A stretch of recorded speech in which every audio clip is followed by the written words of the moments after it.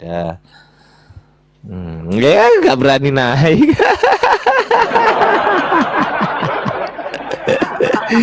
Kirain berani naik, dasar tahu kucluk. Tahu langit tidak tersedia, gue bisuin. Mampus, mampus.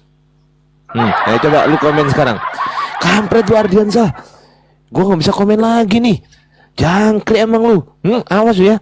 Awas lu ya. Mampus, mampus, mampus. Coba lu komen. Woi, tahu langit. Mampus, mampus. Dasar tahu kucluk. Aduh, orang baik-baik di sini. Sejak semalam loh, Bang Inspirasi di Iya, komelnya siapa ya? Sejak semalam itu. Semalam. Aku di komelnya Kian Santang kan. Sejak semalam loh, Oten yang naik. Ya Allah. Kayak Aneh-aneh. infeksi itu Bang Ardi, infeksi macam kayak sapi infeksi kena itu infeksi antraks.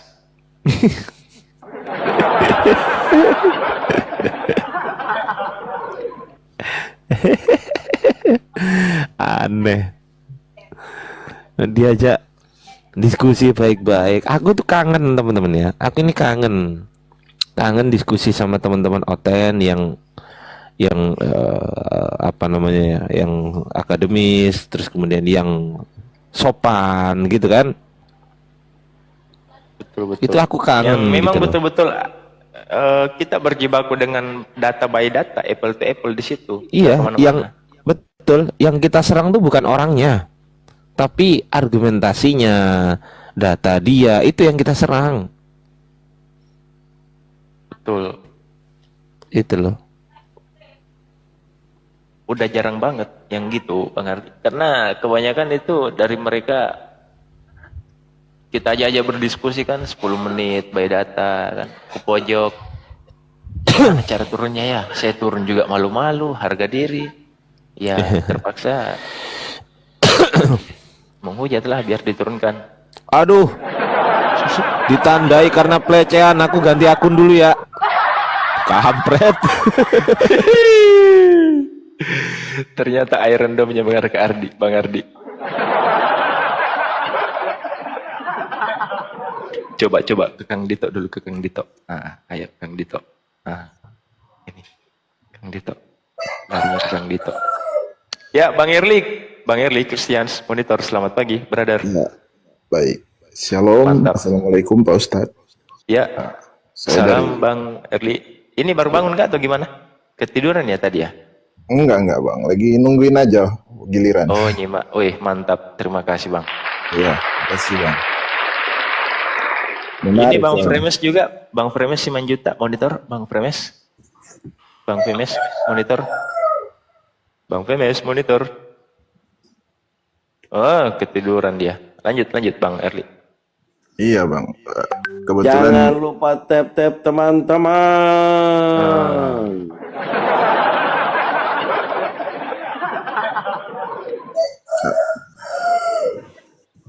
Lanjut Bang iya. Erli, lanjut. Ya, terima kasih Bang. Saya dari Kristen dan apakah boleh saya bertanya mengenai Bebas. keimanan teman-teman Muslim? Ya, memang diwajibkan di sini bertanya, Bang. Iya. Itu Bang. Soalnya saya Kristen jujur, tapi sekarang saya juga mempelajari agama-agama lain. Nah, saya juga butuh referensi dari teman-teman Muslim mengenai hal-hal yang ingin saya ketahui. Kira-kira begitu. Bisa ya Bang? Bebas. Ya, terima kasih. Baik. Kalau bisa bertanyanya jangan satu, Bang. 5, 10. Enggak Bang. Saya cuma mau nanya ini. Kalau dari keimanan Islam, pada awal Tuhan menciptakan bumi itu ceritanya kayak gimana ya Bang? Apakah sama dengan keimanan saya sekarang Kristen atau berbeda? Ya itu aja dulu Bang, terima kasih. Sama-sama, Bang Erli. Assalamualaikum Kang Dito. Waalaikumsalam, Patrick. Lanjut Kang Dito. Lanjut Kang Dito. Saya yang jawab. Proses penciptaan langit dan bumi. Maksudnya pertanyaannya ini waktunya atau bagaimana prosesnya? Kalau di keimanan kita ya ngelihat yang ada di Al-Quran. Jadi penciptaan langit dan bumi itu, penciptaan alam semesta ini adalah ada 6 masa. Itu dalilnya ada di surah, saya cari dulu dalilnya Bang. Ya, saya pernah baca itu. Al-A'raf 54. Betul, surat Al-A'raf. Banyak sih, Al-A'raf 54 ada, terus kemudian Yunus ayat 3 juga ada. Patrick. Oh iya lupa. Oh, Al-A'raf 54. Yunus ayat 3. Ada juga di surat Hud ayat 7. Aduh. Benar. Saya ambil. Wah, aku lupa namaku Patrickku.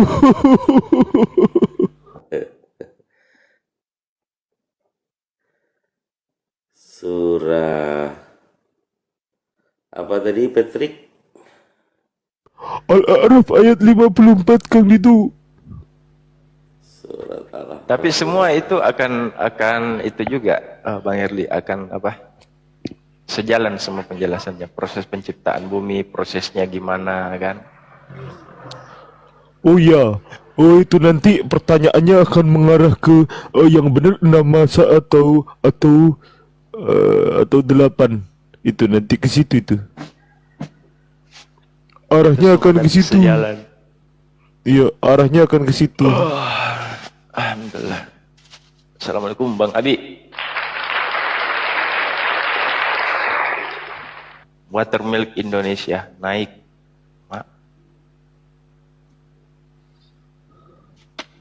Bah. Oh teman-teman, itu kok di bawah itu kok banyak sekali penghujatan ya. Oh, Astaga, Bang Ari, saya buat PT kemarin. Saya cek komentar. Penghujat semua yang komen, bah. Yang saya posting Batu Hajar Aswad, bah. Oke, Bang Early keren siapa tadi? Christian. Ya Bang Dito ya. Di surat Al-A'raf ayat 54. Karena Abang nggak mungkin juga saya bacakan ayat suci Al-Qur'annya, tapi kita bacakan terjemahannya ya. Sungguh Tuhanmu adalah Allah yang menciptakan langit dan bumi dalam 6 masa. Lalu dia bersemayam di atas arsy. Dia menutupkan malam kepada siang yang mengikutinya dengan cepat. Dia ciptakan matahari, bulan, dan bintang-bintang tunduk kepada perintahnya. Ingatlah, segala penciptaan dan urusan menjadi haknya. Maha suci Allah, Tuhan seluruh alam. Kemudian di surat Yunus ayat 3. Sesungguhnya Tuhan kamu dialah Allah yang menciptakan langit dan bumi dalam 6 masa. Kemudian dia bersemayam di atas arsy singgasana untuk mengatur segala urusan. Tidak ada yang dapat memberi syafaat kecuali setelah ada izinnya. Itulah Allah Tuhanmu, maka sembahlah dia. Apakah kamu tidak mengambil pelajaran? Kemudian di surat Hud ayat 7. Dan dialah yang menciptakan langit dan bumi dalam 6 masa dan arsinya di atas air agar dia menguji siapakah di antara kamu yang lebih baik amalnya. Jika engkau berkata kepada penduduk Mekah, sesungguhnya kamu akan dibangkitkan setelah mati. Niscaya orang kafir itu akan berkata, ini hanyalah sihir yang nyata. Kemudian di surah Al-Furqan ayat 59. Yang menciptakan langit dan bumi, dan ada yang di antara keduanya dalam 6 masa. Kemudian dia bersemayam di atas arsy. Dialah yang Maha Pengasih, maka tanyakanlah tentang Allah kepada orang yang lebih mengetahui. Muhammad. Kemudian Itu di surat nanti As-Sajdah. Hah? itu nanti anunya ke surat Fusilat, Kang itu. Oh iya. Surat Fusilat ayat 9 sampai 12 itu nanti arahnya. Lanjut aja. Ya. Kemudian surat As-Sajdah ayat 4. Allah yang menciptakan langit dan bumi dan apa yang ada di antara keduanya dalam 6 masa. Kemudian dia bersemayam di atas arsy. Bagimu tidak ada seorang pun penolong maupun pemberi syafaat selain dia. Maka apakah kamu tidak memperhatikan? Kemudian di surah Qaf ayat 38. Dan sungguh kami telah menciptakan langit dan bumi dan apa yang ada di antara keduanya dalam 6 masa. Dan kami tidak merasa letih sedikit pun. Kemudian di surah Al-Hadid ayat 4. Dialah yang menciptakan langit dan bumi dalam 6 masa. Kemudian dia bersemayam di atas arsy. Dia mengetahui apa yang masuk ke dalam bumi dan apa yang keluar di dalamnya. Apa yang turun di langit dan apa yang naik ke sana. Dan dia bersama kamu di mana saja kamu berada. Dan Allah Maha melihat apa yang kamu kerjakan. Masya Allah. Itu penjelasan lebih detailnya lagi ada di surat Fusilat ayat 12. Lalu ciptakanlah 7 langit. Ini penciptaan tentang langit. Kang Dito, Kang, Nggih. izin. Ya. Itu nanti pertanyaan dia, jangan dijawab dulu. Ke situ nanti arahnya. Jangan dibaca dulu dong. Silakan Pak Erli. Oke, cukup ya. Silakan. Jadi gitu ya Bang. Cukup agak lumayan beda juga sih ternyata dari kalau dari Kristen yang saya pahami. Kalau boleh tahu arsy itu apa ya Bang? Arsy itu singgasananya. Apakah itu bisa dikatakan surga atau hanya tempat persinggahan Tuhan saja atau gimana ya? Itu mengartikan sebagai tempat, Bang. Tapi tidak seperti tempat yang makhluk seperti kita ini pahami tempat itu lokasi, bukan. Seperti itulah. Oh, Itu nggak bisa ditakwil itu Bang. Betul. Nggak bisa ditakwil itu. Gambarannya di dunia yang sekarang ini belum ada ya Bang istilahnya kayak gitu ya. Apa yang ada di otak manusia itu bukanlah Allah. Apa yang ada di otak manusia pasti bukanlah Allah.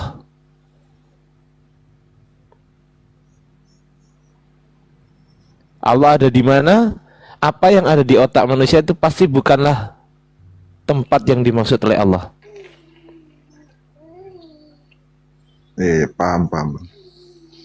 Ya seperti Istilah- apa Allah? Allah tidak seperti. Gitu.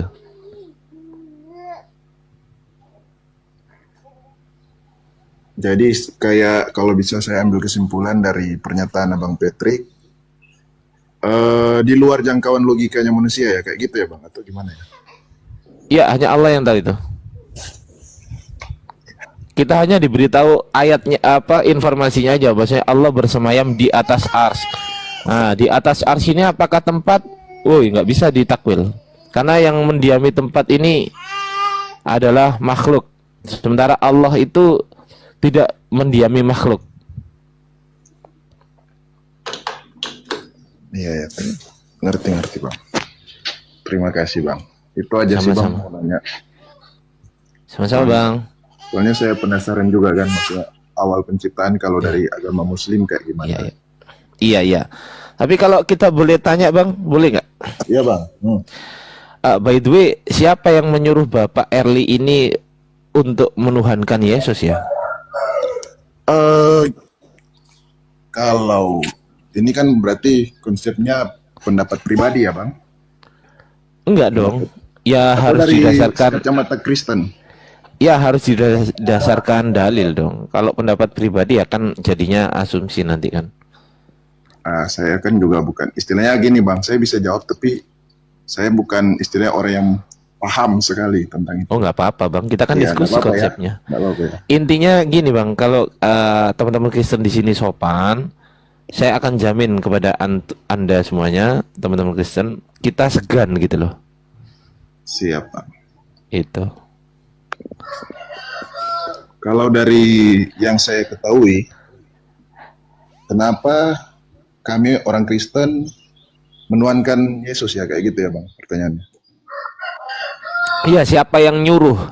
Maksudnya perintah dari siapa gitu loh. Iya, yang saya tanya itu perintahnya itu dari siapa yang menuhankan Yesus? Ada nggak di Bible Dalilnya. Anda gitu loh?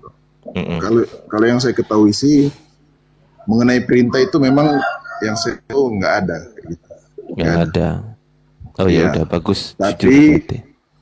kalau dari sejarahnya Yahudi yang saya pelajari itu menyangkut kedatangan Mesias kan, sampai kenapa Yesus ada, terus kenapa dia ada pengikut itu menyangkut kedatangan Mesias yang saya ketahui.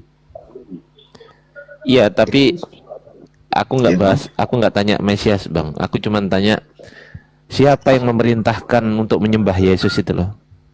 Nggak ada bang, tadi sudah saya jawab. Oh ya ya udah, oke, nggak Iya. apa-apa. Iya nggak apa-apa. Kita cuman kepingin tahu aja gitu loh. Oke, lanjut Kang Dito.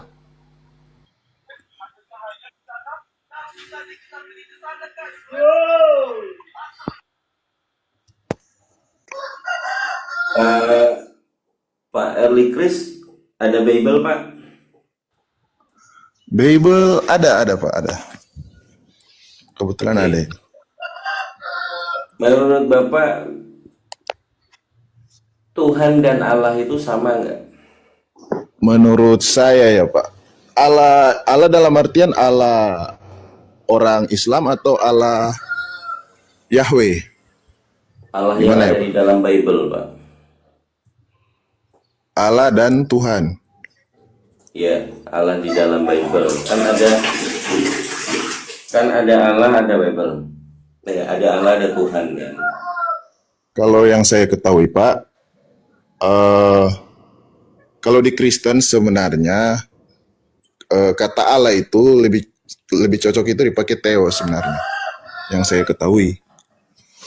Jadi kalau mau dikatakan Allah, agak gimana ya? Kayaknya mungkin ada sedikit perbedaan di mengenai makna Allah itu sendiri. Oke. Maksudnya Allah berfirman dengan berfirmanlah Tuhan itu sama atau beda Pak? Allah berfirman dan Allah firman Tuhan. Iya. Menurut saya itu beda ya Pak. Oke. Kalau Tuhan berfirman atau Allah berfirman ini masing-masing itu bagaimana penjelasannya Pak? Kalau Allah berfirman, kalau menurut saya yang saya pahami itu kan berfirman berarti kata kerja ya. Kata kerja, dia menyuruh lah istilahnya, dia menyuruh sesuatu. Kalau firman itu dia sebagai firman itu sendiri. Gitu. Itu yang saya pahami, Pak. Bukan. Konteksnya adalah digabung Pak. Allah berfirman, apakah berbeda dengan Tuhan berfirman Pak? Allah berfirman, Tuhan berfirman. Kalau dianalogikan Tuhan dan Allah itu sama, ya sama. Oke. Bapak minta tolong dibacakan kitab Kejadian pasal 6 nomor 567. Baik, Pak.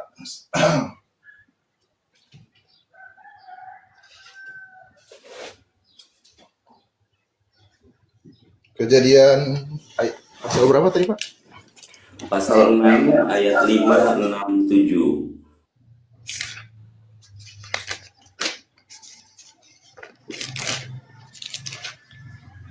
Ayat 5. Saya baca. Nggak apa-apa ini, Pak. Nggak apa-apa Pak, nggak apa-apa Pak, aman Pak. Siap. Kang Dito suaranya kok jauh ya? Di mana ini? Ya di rumah, Pak, di rumah. Enggak, Kang Dito. Suaranya jauh. Saya di rumah. Oh iya, kok suaranya jauh tumben? Oh iya, di NTT soalnya. Lu udah di NTT Kang Dito? Iya. Masya Allah, Alhamdulillah. Oke. Kejadian 6 ayat 5, ketika dilihat Tuhan bahwa kejahatan manusia besar di bumi dan bahwa segala kecenderungan hatinya selalu membuahkan kejahatan semata-mata, maka menyesallah Tuhan bahwa ia telah menjadikan manusia di bumi, dan hal itu memilukan hatinya. Berfirmanlah Tuhan, aku akan menghapuskan manusia yang telah kuciptakan itu dari muka bumi, baik manusia maupun hewan dan binatang, melata dan burung-burung di udara, sebab aku menyesal bahwa aku telah menjadikan mereka. Itu Pak, betul?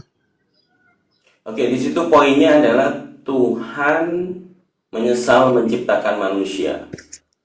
Di dalam keimanan Bapak, apakah Tuhan bisa menjadi manusia, Pak? Kalau dalam keimanan saya bisa. Apakah Tuhan juga bisa menjadi iblis atau setan? Tuhan bisa jadi iblis atau setan? Bisa. Kalau menurut saya bisa. Karena dia tidak terbatas. Oke. Jadi Tuhan itu bisa diartikan bisa juga menjadi iblis gitu ya. Nah, kita masukkan dalam konteks Bible, ada tentang iblis membawa Yesus. Yesus menurut Bapak manusia atau Tuhan, Pak? Ya kalau menurut keimanan Kristen Pak, itu tidak bisa dipisahkan. Manusia 100%, Tuhan 100%. Itu kalau dari iman Kristen. Tapi kalau secara logik manusia, pasti kita akan bilang Yesus itu manusia. Kayak gitu. Oke. Pak, apakah yang membedakan istilah definisi dari Tuhan dan Allah, Pak?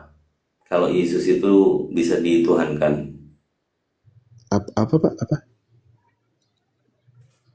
Apakah definisi perbedaan atau sama? Kalau Yesus itu adalah Tuhan, bisa dianggap sebagai Tuhan, dan apakah bisa Yesus itu dianggap Allah? Yesus bisa dianggap Tuhan, tapi dia berbeda dengan Allah. Oh, jadi tidak sama ya, Pak ya? Dalam satu poin dia itu beda, tapi dalam satu hakikat dia itu sama Pak. Yesus itu bisa disebut dengan Bapa itu sendiri atau beda, Pak? Siapakah Bapa itu, Pak? Bapak itu kalau dari keimanan Kristen yang saya pahami itu yang tadi saya bilang Theos. Theos. Dia pribadi, dia satu pribadi. Jadi berbeda dengan Yesus ya, Pak ya? Mustahil Yesus menjadi Allah ya, tapi menjadi Tuhan bisa. Bisa. Oke, poinnya dia tidak mungkin menjadi Bapa itu sendiri. Poinnya iya, dia tidak bisa menjadi Bapa karena itu pribadi, dia itu pribadi putra atau firman. Tapi pada hakikatnya mereka sama, dikatakan Tuhan. Oh. Kalau sama, Pak, berarti perkataan Paulus 1 Korintus pasal 8 nomor 6, Pak. Coba supaya kita tahu, Pak.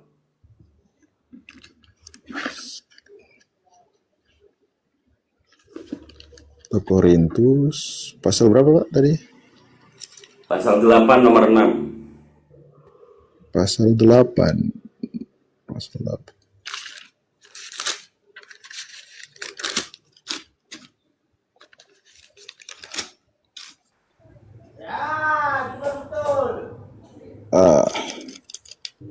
Nomor 6 ya, ini perikopnya tentang Namun bagi kita hanya ada satu saja, yaitu Bapa yang dari pada asalnya berasal segala sesuatu dan yang untuk dia kita hidup. Dan satu Tuhan saja, yaitu Yesus Kristus, yang olehnya segala sesuatu telah dijadikan dan yang karena dia kita hidup. Kayak gitu. Oke, pada saat di Taman Getsemani, Yesus itu maju sedikit kemudian bersujud dan berdoa. Dia berdoa kepada Bapa, Pak. Ternyata Bapa ini Sang Allah ya, betul ya? Bapa ini Bapa. Sang Allah, iya dia Allah. Kalau dikategorikan Bapa itu Allah, iya dia Bapa, dia Allah. Oke, jadi yang Yesus berdoa itu kepada Tuhannya, yaitu Bapa itu atau Allah itu, ya Pak ya. Iya. Oke, penggenapan dan mungkin fundamental terakhir dari saya, habis itu bisa dari Arki Patrick ya. Yohanes pasal 20 nomor 17 Pak.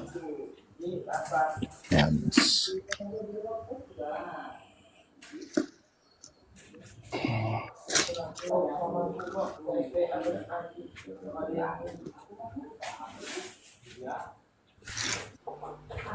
Sambil kita sapa ya. Ini Pak Stephen, Muslim tak Kristen, Pak? Kristen Bang Ardi. Yang jawab malah hostnya.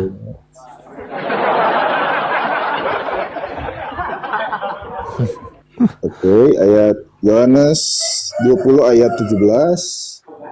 Kata Yesus kepadanya, "Janganlah engkau memegang aku, sebab aku belum pergi kepada Bapa, tetapi pergilah kepada saudara-saudaraku dan katakanlah kepada mereka bahwa sekarang aku akan pergi kepada Bapakku dan Bapamu, kepada Allahku dan Allahmu." Ya, seperti itu Pak. Oke, bisa disamarikan. Silakan dilanjut Arki Patrick. Aku tulis.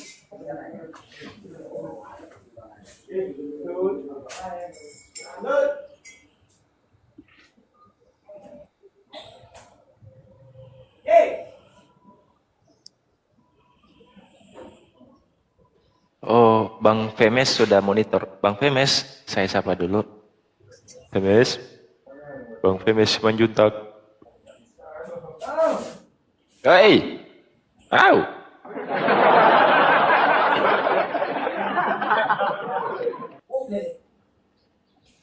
Bang Femes.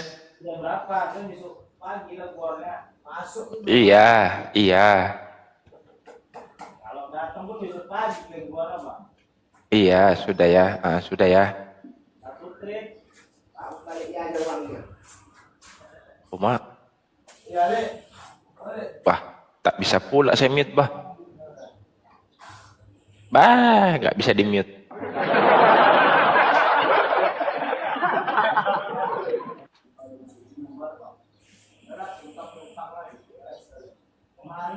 Bang Erli, monitor. Ya, iya Bang. Ya. Nah, lanjut. Yohanes 20:17. Yohanes 20 ayat 17, kata Yesus kepadanya. Yang tadi ya? Iya. Yohanes 20 ayat 17. Bang Ardi nggak monitor kali ya? Mungkin lagi buat kopi.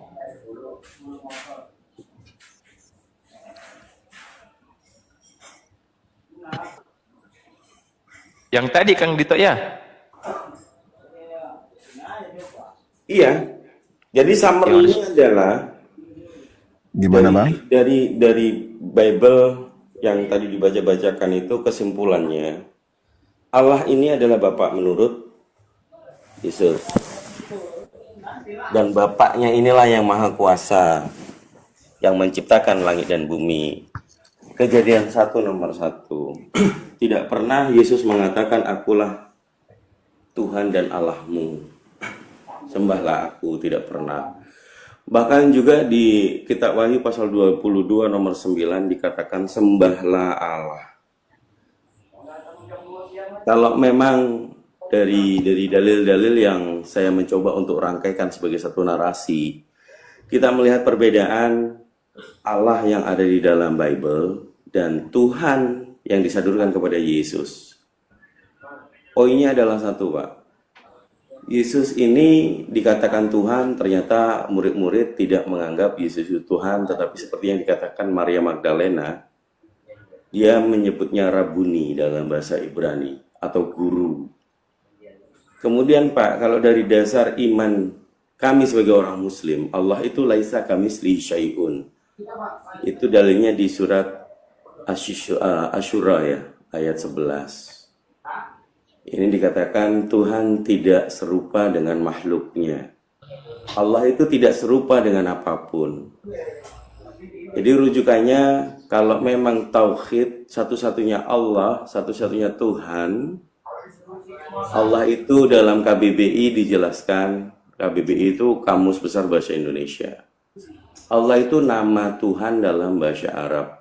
Kalau orang Eropa ya di luar Indonesia, mereka mengenal Allah itu adalah God, the name of God among Muslim. Jadi itu hanya orang Islam.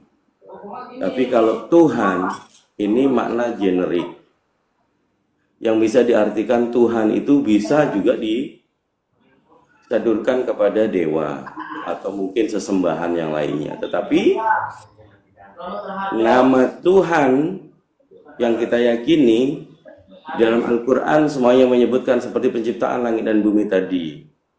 Kan banyak dalilnya. Itu ada runtutan dari substansi yang kita bicarakan Pak Early Christian tadi yang bertanya bagaimana proses penciptaan langit dan bumi di dalam Islam. Kami menjawab bukan dari opini pribadi, melainkan dari pedoman kami yaitu Al-Quranul Karim. Sebagaimana Allah dengan firman-Nya di surat Al-Hijr ayat 9, kami yang menurunkan Al-Quran, kami pula yang akan memeliharanya. Jadi dalil-dalil baik dari pembicaraan kita, sadurannya adalah kitab suci. Pak Ardi Christian lebih gamblang lagi bahwa ternyata otoritas, kalau Bapak seorang Trinitas atau Tritunggal, ini bisa kita analisa di dalam kitab Matius pasal 26 nomor 31. Di situ dikatakan, sebab ada tertulis aku akan membunuh gembala. Aku di situ bagi Tritunggal adalah sebab ada tertulis, ada di dalam Zakaria 13 nomor 7. Itu nubuatan yang digenapi oleh Yesus pada saat berkata kepada murid-murid, sebab ada tertulis aku akan membunuh gembala. Gembala yang baik sudah pasti Yesus. Kalau aku disadurkan kepada Bapak, Bapak lebih berotoritas tinggi yaitu membunuh Yesus. Kan begitu. Coba kalau Bapak misalnya masih penasaran, dibacakan saja Matius 26:31. Silakan. Oh, Matius ya.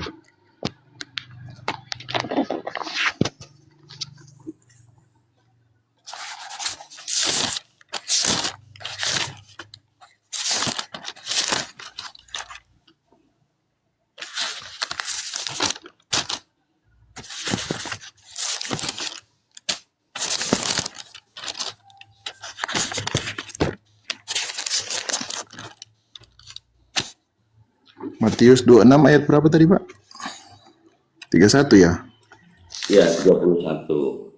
21. 31. 31. Ya.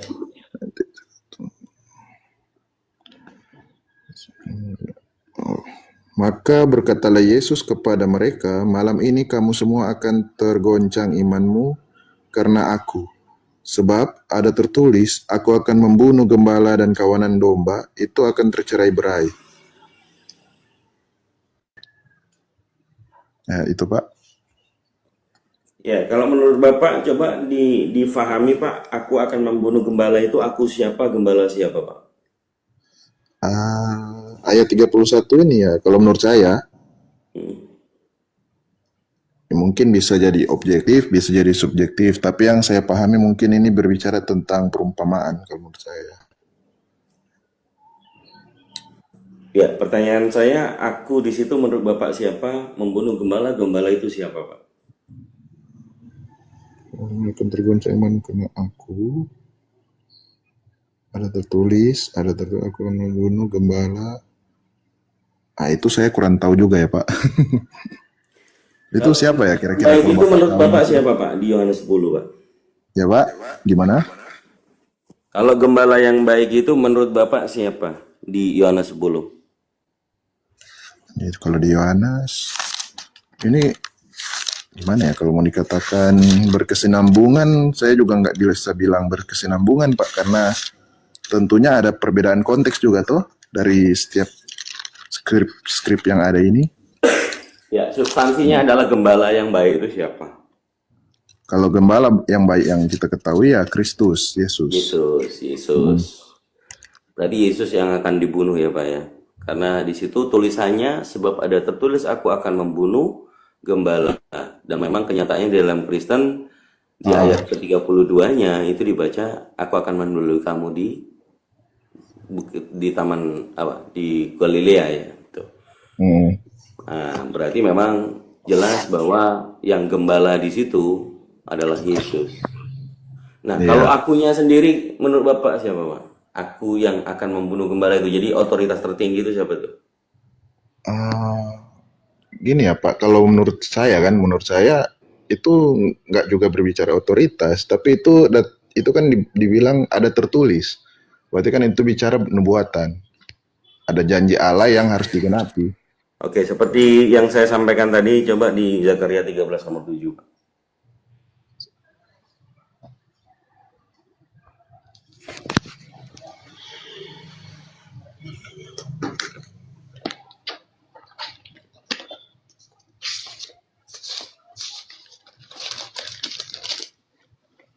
Zakaria 13. Bentar ya Pak. Soalnya saya pakai books ini. Agak manual. Nggak apa-apa, Bapak. Santai aja, Bang Erli. Pak Steven tadi kemana? Nggak bisa di-mute, Bang Ardi. Hah?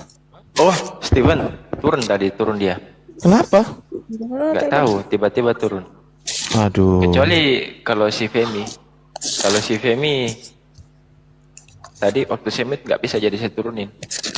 Iya, enggak Pak. Ini tadi loh, Pak Steven tadi loh. Sayang kali mak turun. Bisa. Dia sering main juga ke sini, Bang Ardi. Iya. Tunggu dulu, saya kontak dia. Ngapain lah dia tadi turun? Izin nggak? Atau cuma tiba-tiba turun? Langsung turun. Wah itu. Kenapa Zakaria, ya? Zakaria berapa tadi Pak? 14? 13. Zakaria 13 nomor 7. Ayat 7. 7. Hai pedang, bangkitlah terhadap gembalaku, terhadap orang yang paling karib kepadaku, demikianlah firman Tuhan semesta alam. Bunuhlah gembala sehingga domba-domba tercerai-berai. Aku akan mengenakan tanganku terhadap yang lemah. Itu Pak. Ya, gembala itu ternyata yang lemah, Pak ya. Dan aku di situ siapa menurut Zakaria ini? Dan yang berfirman, hai pedang, bunuhlah gembalaku. Itu nubuatan ya, bahwa Bapak di situ atau Yahweh ya, Yahweh lah, jangan bilang Allah lah, Yahweh. Yahweh ini yang akan membunuh gembala. Ya tentunya itu pasti berbicara tentang Yesus. Pemahaman Jadi saya. gembalanya itu kan yang dinubuatkan, betul? Iya, tapi dalam artian lemah itu kan Pak juga lumayan luas ya. Bisa kita istilahnya nggak bisa dipatenkan cuma satu makna.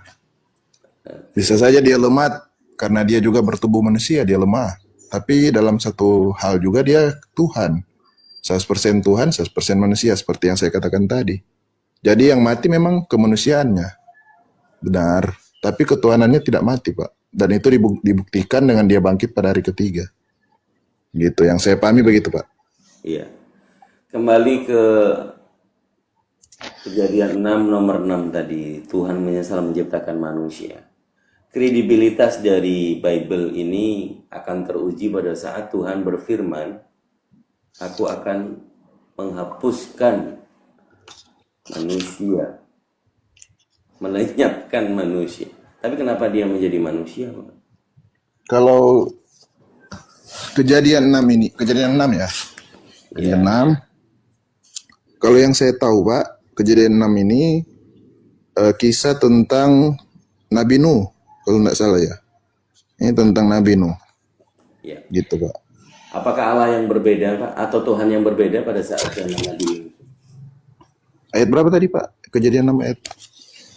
Iya, yang awal tadi yang udah dibaca. 567 itu. 567 kan? Nanti kalau Pak Steven masuk dilibatkan aja ya Kang Dito, kasihan dia.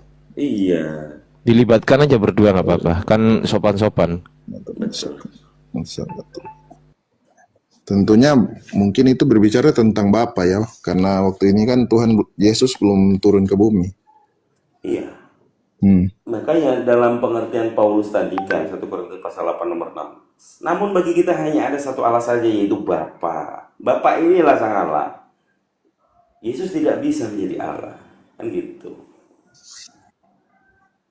Seperti ya mungkin kalau dari pandangan Bang Dito mungkin ya. Tapi kalau dari pandangan Kristen tentunya juga ada perbedaan. Kayak gitu Bang. Karena kalau bicara Bapa, Allah, Anak, Roh Kudus, kalau yang saya tahu orang Kristen itu mengimani itu sebagai gelar. Kalau nama keagungan Bapa itu atau ketiganya itu yang saya ketahui itu Yotevave. Itu yang saya ketahui Pak. Begitu. Ya, sementara orang Yahudi itu tidak boleh menyebut nama Tuhannya sembarangan. Iya. Yahweh itu juga disadukan kepada Tuhan atau gelar.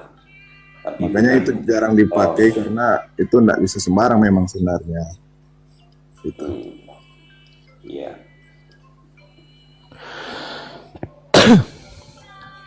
Apakah saya boleh bertanya lagi Bang Dito? Boleh, boleh. Tapi ini poinnya adalah apakah memang diyakini saat ini Abang Pak Kris setelah membawa kita bicarakan dari Bible tadi, Bapak dan Yesus ini otoritasnya lebih ke Bapak atau Yesus yang berkuasa?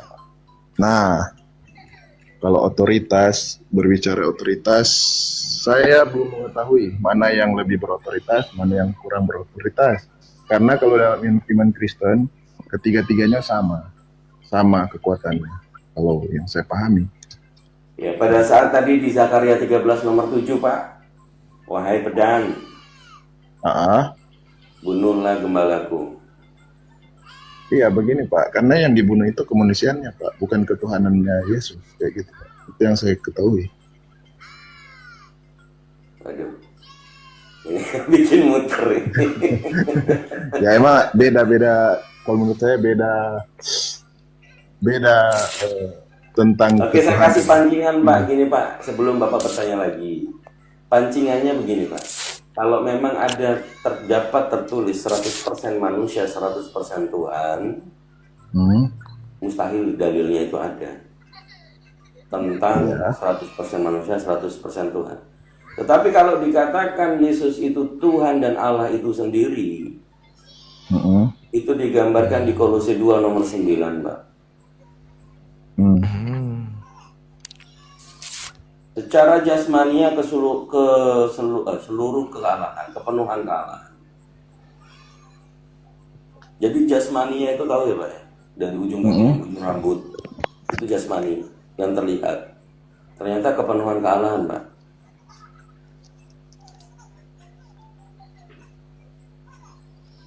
Betul ya? Kalau misalnya dikatakan 100% manusia, 100% Tuhan, kita lihat pada saat Yesus itu dibaptis di Sungai Yordan oleh Yohanes Pembaptis.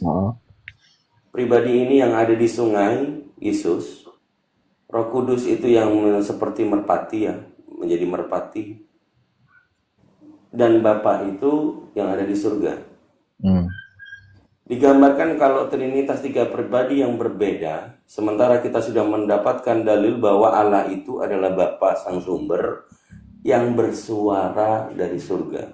Inilah anakku yang kukasihi. Apakah dia menyatu atau terpisah, Pak?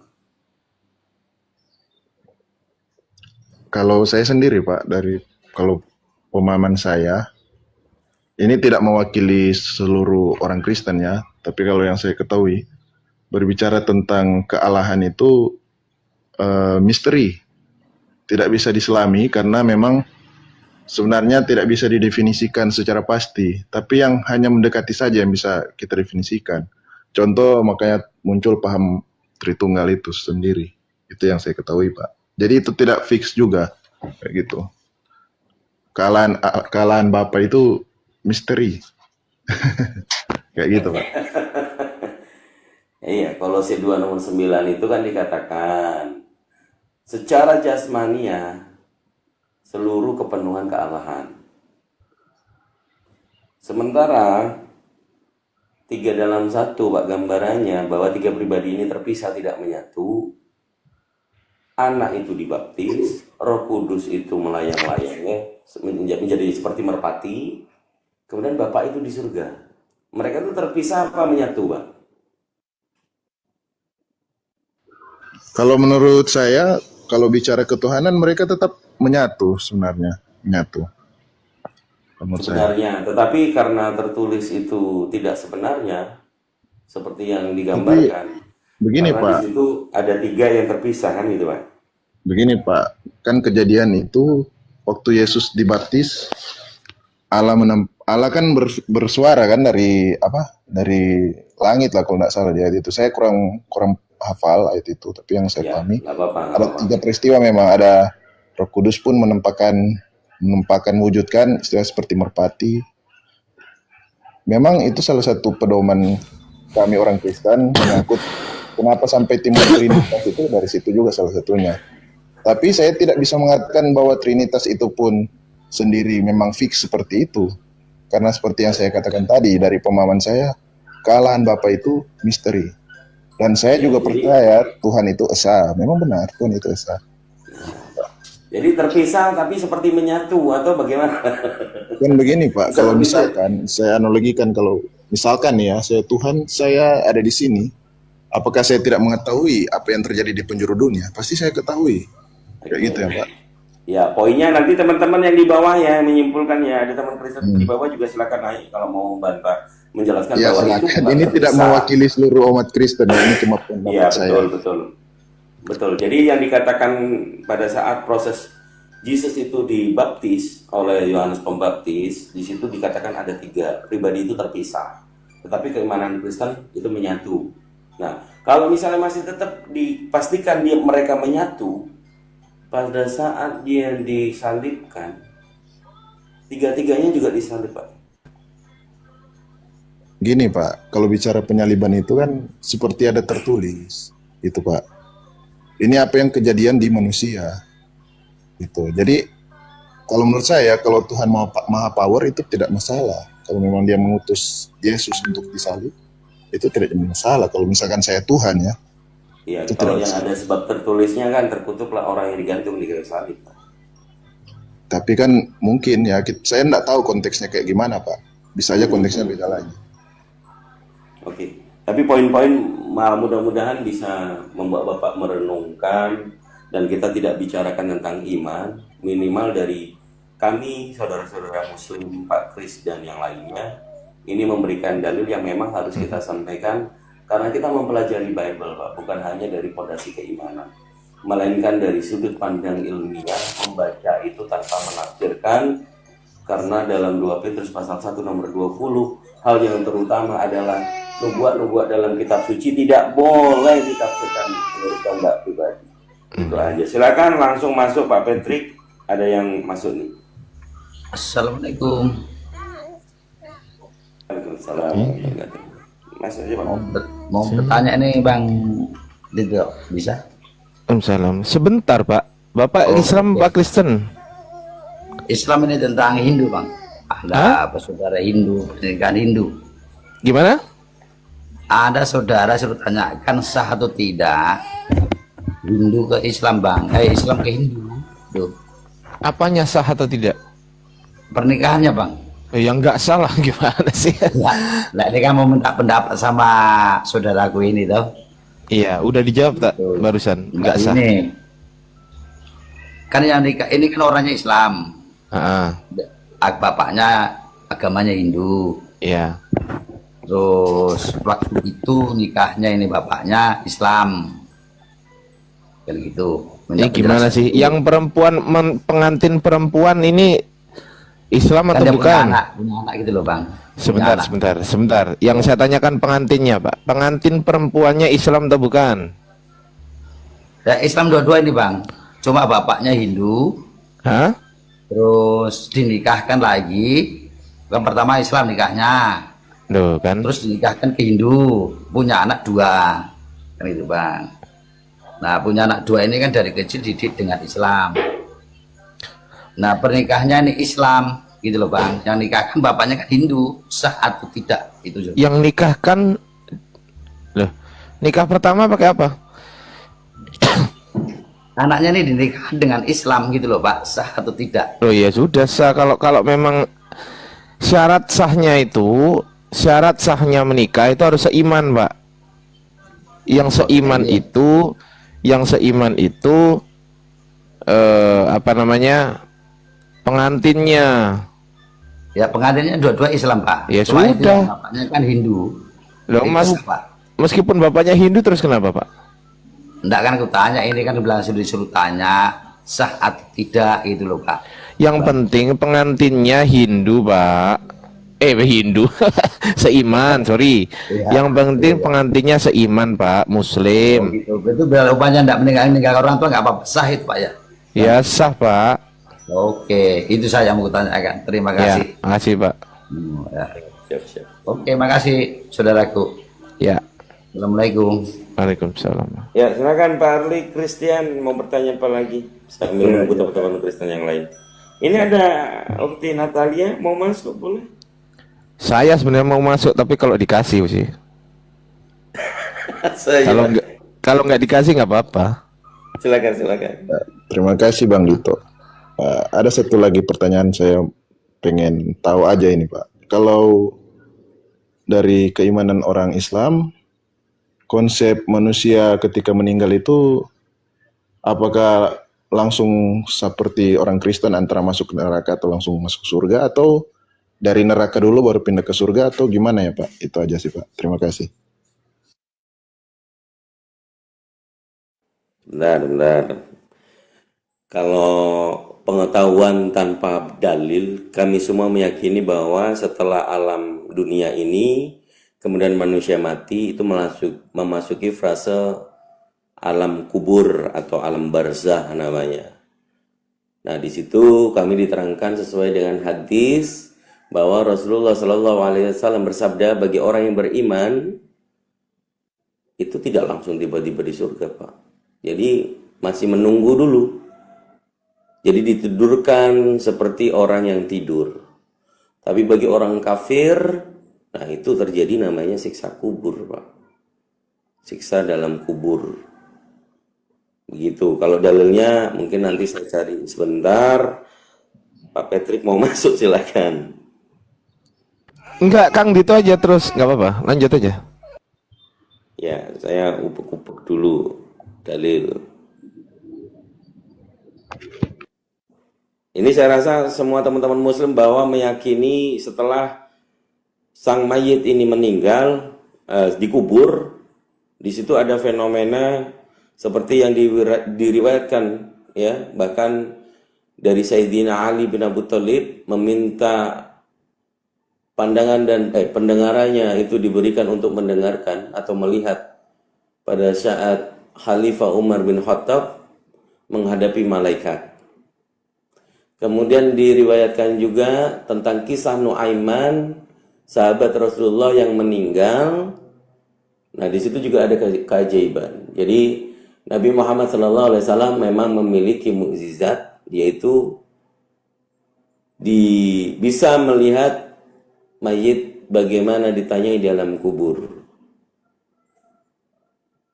Nah, kalau misalnya dari dalil, saya harus bongkar-bongkar data dulu. Yang jelas ini mungkin insya Allah mewakili saudara-saudara muslim semuanya. Kita meyakini bahwa setelah kematian, kita akan masuk ke dalam alam kubur. Setelah alam kubur, pada saat hari kiamat sudah terjadi, kita semuanya dibangkitkan.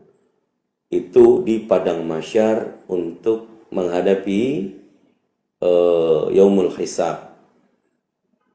Timbangan amal baik dan buruk manusia.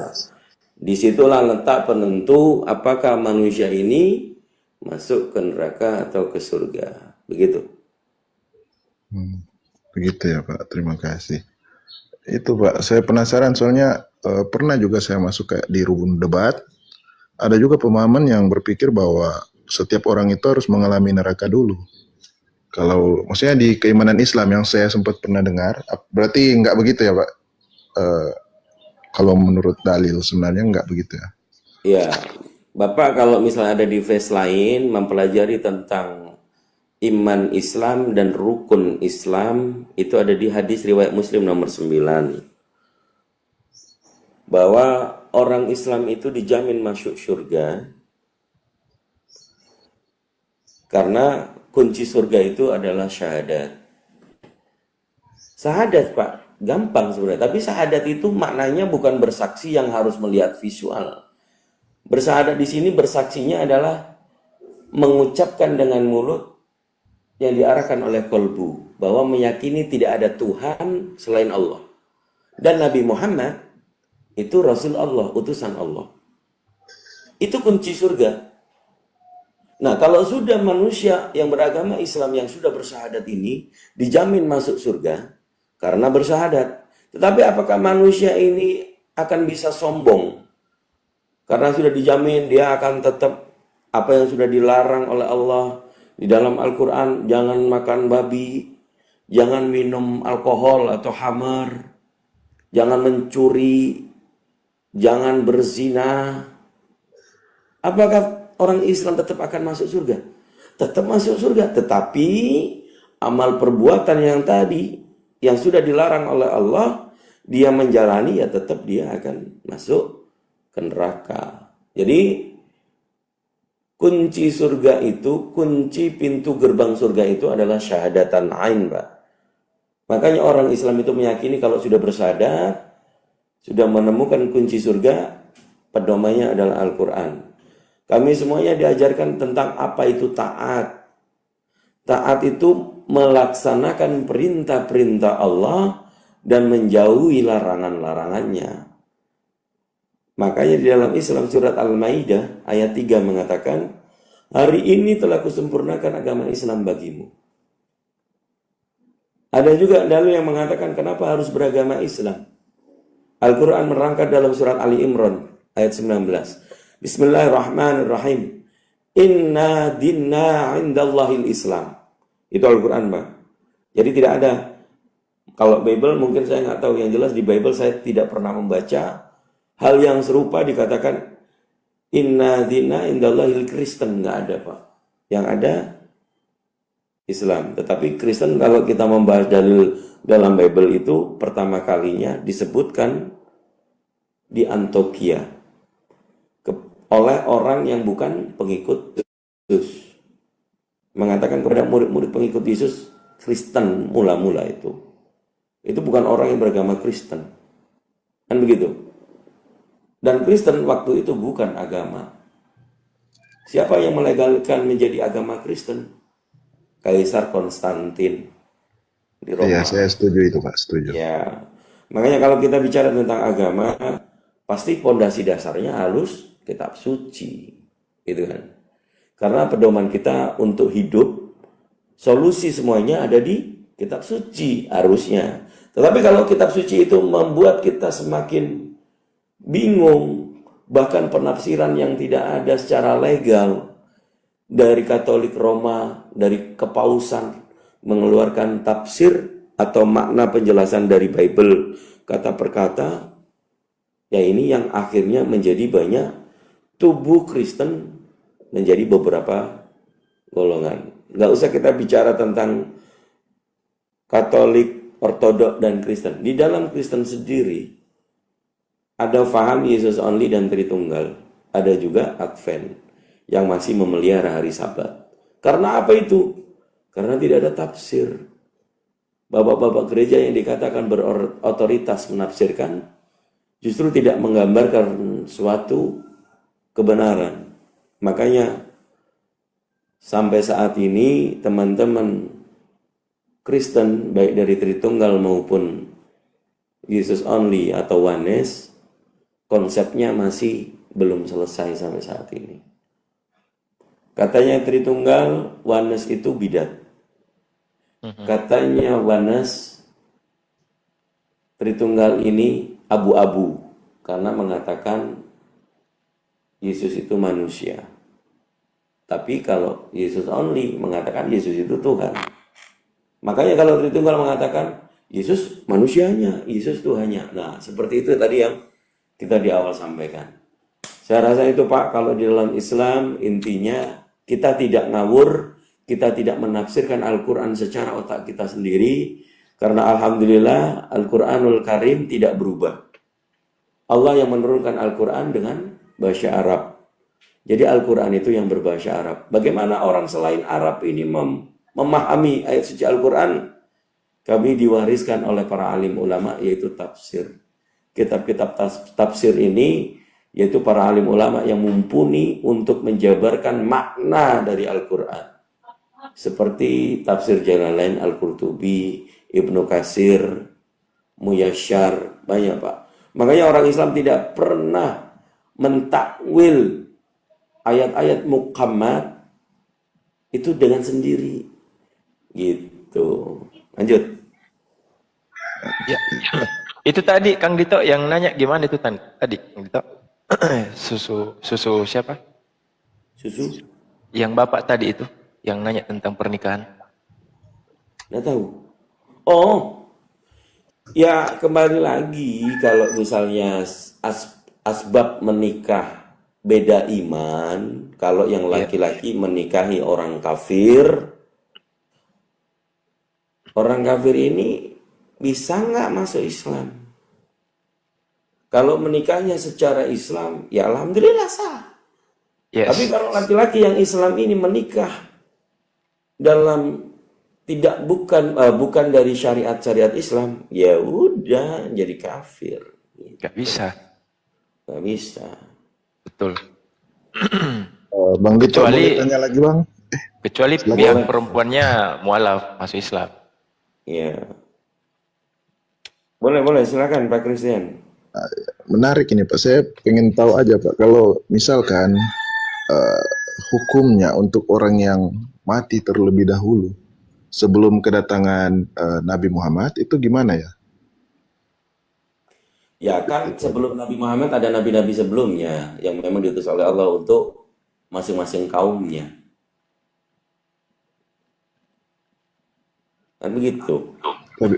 Tapi kan kalau bukan menurut Bang Dito, tapi kalau dari iman kepercayaan Islam kan harus bersyahadat kan ya Pak, ya Bang Dito.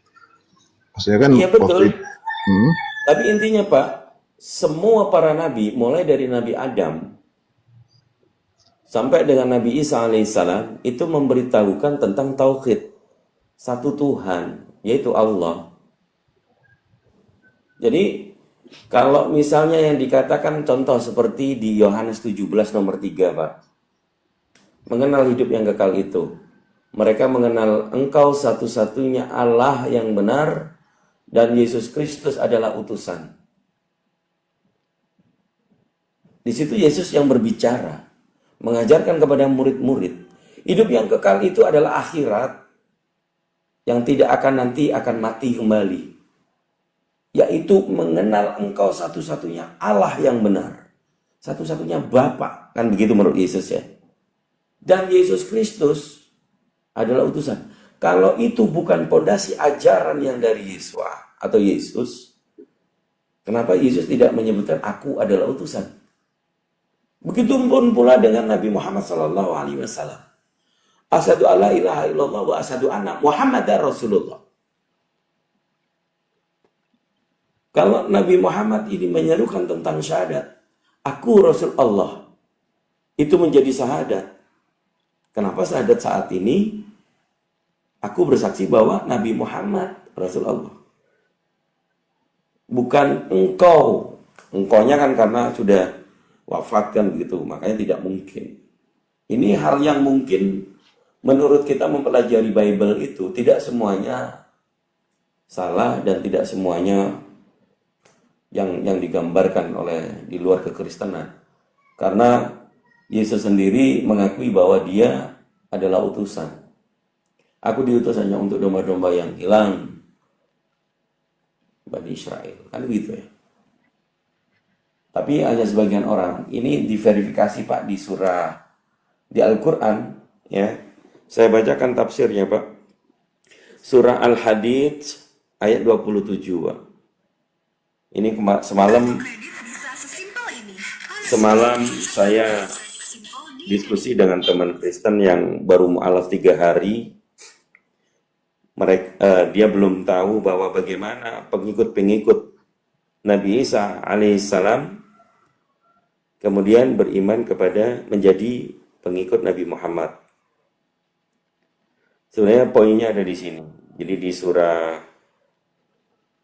Al-Hadid atau QS 57 ayat 27 teman-teman ya. Kita baca tafsir Jalalain supaya tidak tersesat, karena Al-Quran itu bukan terjemahan. Kita memahaminya bukan hanya dari terjemahan, tetapi dari tafsir. Saya bacakan ya. Akun 27 lagi Bang Bilender. Assalamualaikum. Waalaikumsalam. Ini 27 ya, antar isi. Surat Al-Hadid ayat 27. Bismillahirrahmanirrahim. Kemudian kami iringi di belakang mereka dengan rasul-rasul kami. Dan kami iringi pula dengan Isa putra Maryam. Dan kami berikan kepadanya Injil. Dan kami jadikan dalam hati orang-orang yang mengikutinya rasa santun dan kasih sayang dan kerahbaniahan, yakni tidak mau kawin dan hidup membaktikan diri di dalam gereja-gereja yang mereka ada-adakan. Jadi Pak, tafsir ini mengatakan yang nggak kawin, hidup membaktikan diri dalam gereja, ini mereka ada-adakan oleh diri mereka sendiri. Padahal kami tidak mewajibkannya kepada mereka. Kami tidak memerintahkan hal itu kepada mereka, tetapi melainkan mereka mengerjakannya untuk mencari keridhaan, demi mencari kerelaan Allah. Lalu mereka tidak memelihara. Suaranya tenggelam. Kang Dito. Tenggelam ya? Cek. Tenggelam. Cek. Aman. Sudah? Oke. Saya lanjutkan tadi. Kami tidak memerintahkan hal itu kepada mereka, tetapi melainkan mereka mengerjakannya untuk mencari keridhaan. Demi mencari keridhaan Allah, lalu mereka tidak memeliharanya dengan pemeliharaan yang semestinya. Karena kebanyakan di antara mereka meninggalkannya dan kafir kepada agama Nabi Isa. Lalu mereka memasuki agama raja mereka. Akan tetapi masih banyak